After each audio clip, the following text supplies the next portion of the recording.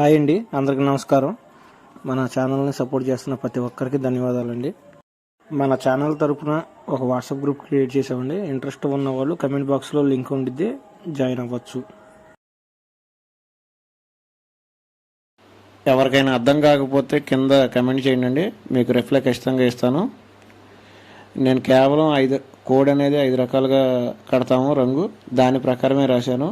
మీ కోడి ఏ రంగుకు పోటాడిద్దో ఏ రంగు పోటాడదో అవతల కోడి మీద మన కోడి ఏ రంగు అవుతుంది ఏంటనేది తెలుసుకున్నాక మీరు పందెం వేయగలుగుతారు.